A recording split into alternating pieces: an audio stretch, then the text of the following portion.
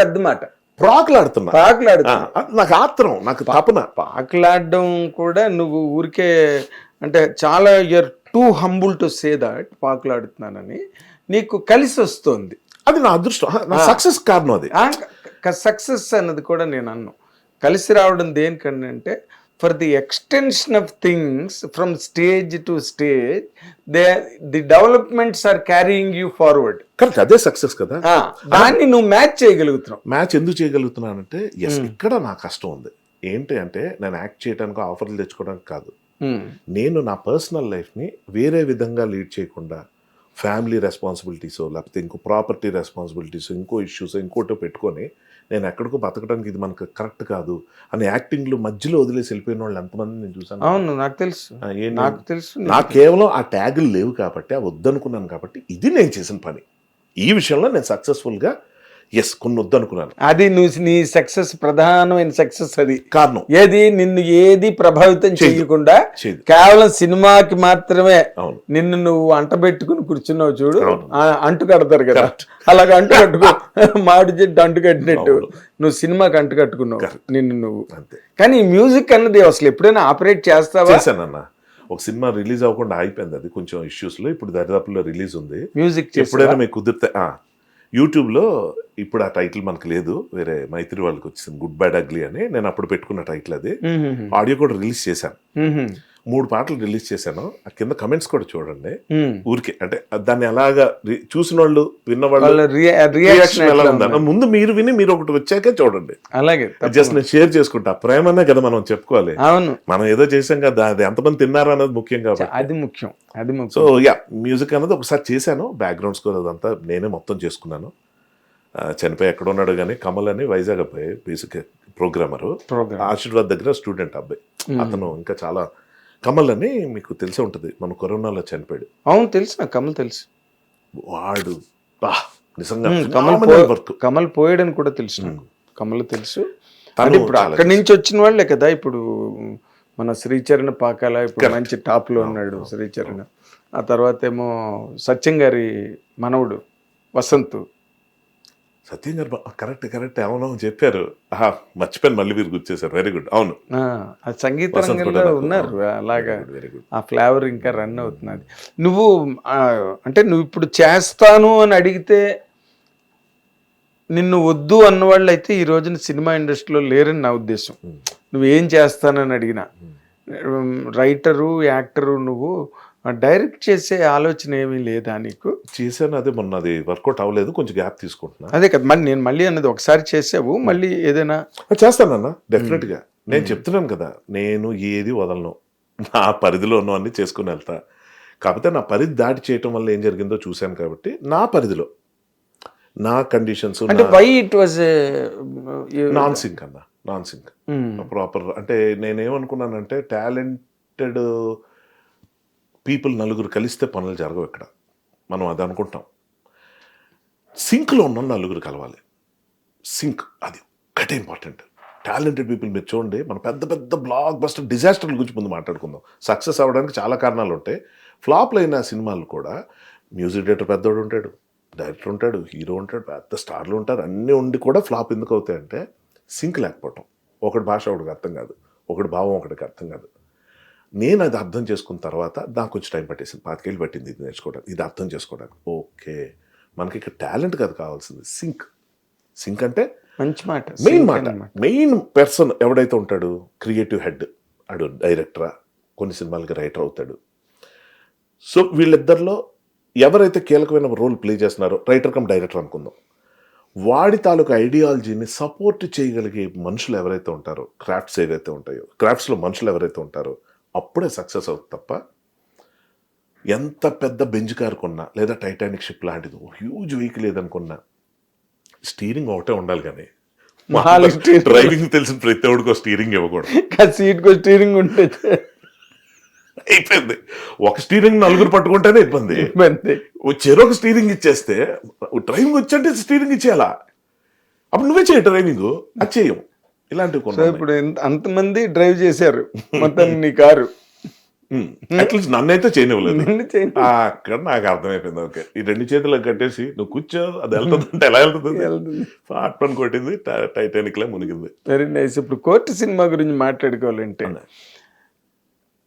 అది పోస్కో చట్టం అంటే అభిలాష తర్వాత ఒక చట్టం అనే దాన్ని కథాంశంగా తీసుకుని చేసిన సినిమా ఇది. అవును, మధ్యలో 302 మధ్యలో ఏవో 1-2 ఉన్నట్టున్నాయన్న. సరే ఓకే, నాకు ఐ డోంట్ రిమెంబర్. అది విని నాకు 1983 మార్చి 11 అభిలాష. అబ్బా డేటు మార్చి 11. అమ్మ అంత గుర్తుందా? అయ్యే చిరంజీవి గారి సినిమాలన్నీ మొన్న కూడా ఒక మీటింగ్ లోని చిరంజీవి గారు అడిగారు, అప్పుడు మెరీనా బీచ్ లోని ఒక 100 days ఫంక్షన్ జరిగింది, అది ఏంటి అంటే ఎముడికి మొగుడు అన్నాయి అన్న. కరెక్ట్ గా చెప్పేవన్నారు. 100 days ఫంక్షన్లు ఎక్కడ జరిగాయి, ఏ డేట్ రిలీజ్ అయింది, అన్ని మొత్తం మనకు అన్ని లిస్ట్ అన్నమాట. నిన్న చెప్పడం మర్చిపోయాను, మీ వీడియో ఒకటి చూసా. లండన్ లో చిరంజీవి గారికి జరిగిన సత్కారానికి సంబంధించి వీడియో పెడితే నేను ఏదో మామూలుగా అనుకోకుండా చూశాను, ఏదో అన్న ఏదో పెట్టాడని ఓపెన్ చేశా. మామూలుగా ఏమనుకుంటాం, అదిగో అక్కడ వాళ్ళు ఎవరో ఎంత గనులు, ఎంత మహాత్ములు, ఎంత గొప్పవాళ్ళు, వాళ్ళు ఏదో సత్కారం చేశారు, ఇతనికి ఈ అర్హత ఉంది, బ్లడ్ బ్యాంక్ ఇది అది అన్న. వాట్ ఏ డేటా యో గివెన్. షాక్ అయిపోయాను.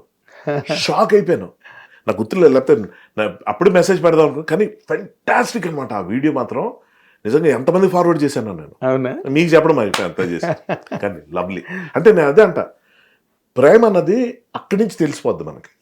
అవును, అది మనం ఇప్పుడు హౌస్ ఆఫ్ కామన్స్ అంటే ఏంటో అనుకోవచ్చు కదా, వీళ్ళు చాలా మందికి తెలియకపోవచ్చు కదా, అది మామూలుది కాదు. అది ఎప్పుడు ఎన్ని పోరాటాలు, విప్లవాలు, రాచరిక వ్యవస్థ, ఫ్యూడల్ సిస్టమ్, ఫోటోలు కూడా పెట్టారు. మరి ఫ్యూడల్ సిస్టమ్ ఉన్న టైంలో ట్యాక్స్ అండ్ లెజిస్లేషన్ మీద కామన్ పీపుల్ అతి తీవ్రమైన అరాచకానికి గురై బలైపోతున్న రోజుల్లో ఈ హౌస్ ఆఫ్ కామన్స్ అన్న వాళ్ళు చిన్న విప్లవం పట్టుకొచ్చి మాకు కూడా అందులో ఒక చిన్న స్థానం కావాలని చెప్పి మెల్లిగా దూరారు అందులోకి. ఆ పేరు ఎంత బాగుంది, హౌస్ ఆఫ్ కామన్స్. చిన్నది అలా దూరారు చీమల్లాగా లోపలికి. ఈ రోజున 650 మంది ఉన్నారు పార్లమెంట్ లో.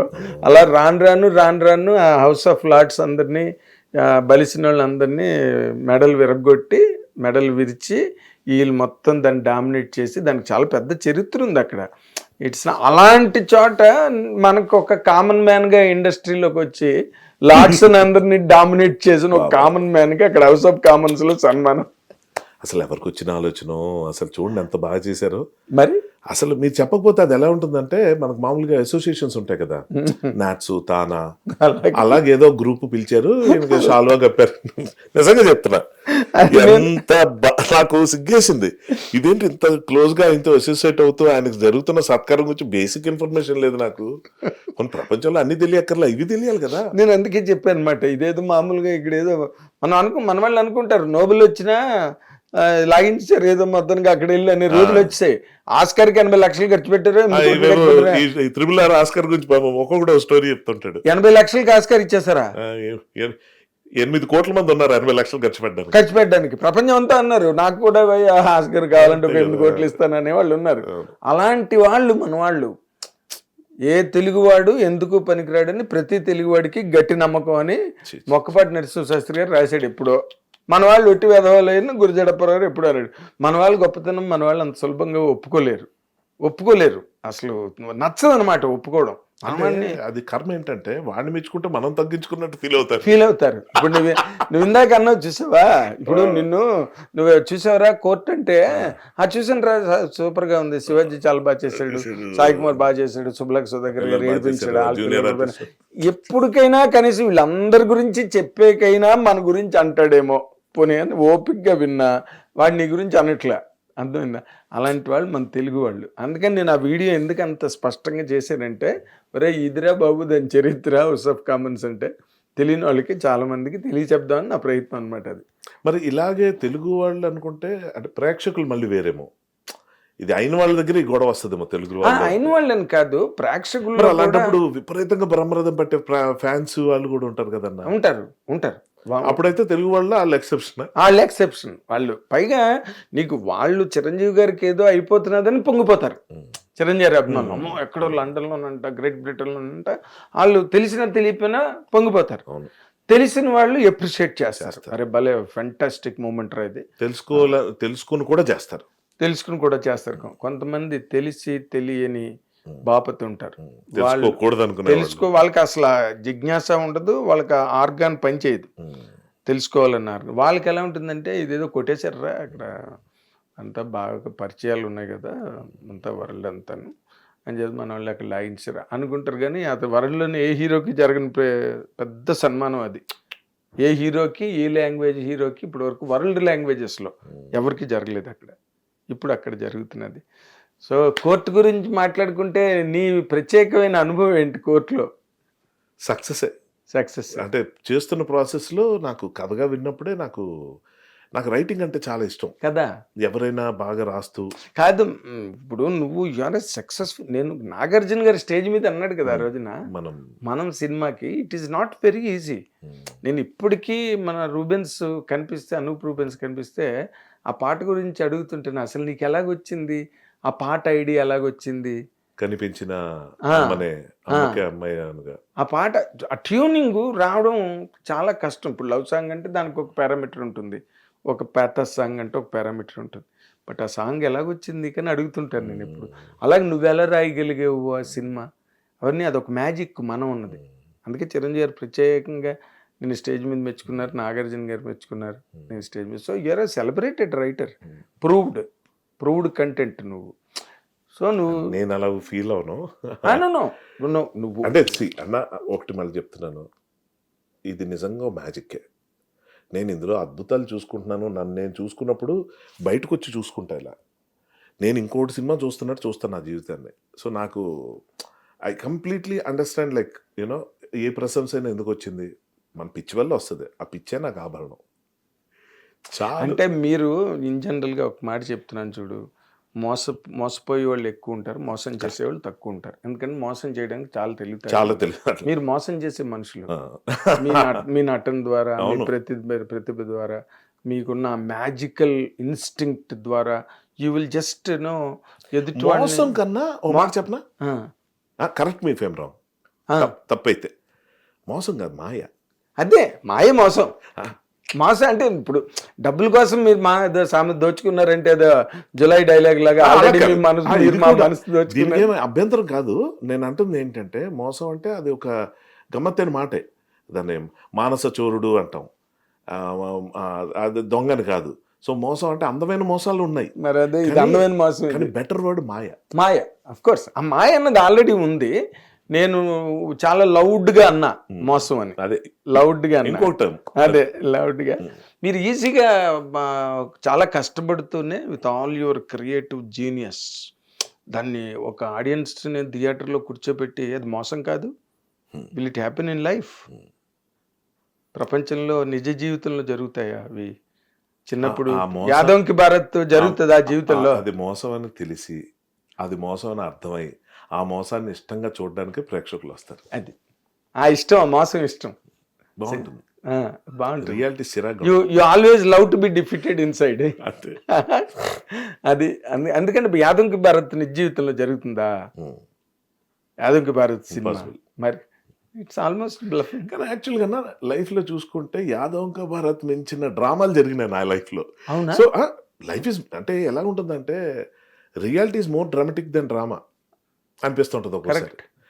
అంటే ఆన్ వెరీ రేరెస్ట్ అకేషన్స్. అదే అంటే అలా చూసుకోగలిగితే ప్రతి ఒక్కటి జీవితం అలాగే ఉంటుందేమో అని కూడా అనిపిస్తుంది. వితరణం అనుకోవద్దు. అంటే నా ఉద్దేశం ఏంటంటే it's not about just success. ఒక రంగంలోకి మనం ఎంటర్ అయ్యాం, సక్సెస్ అయ్యాం కాదు.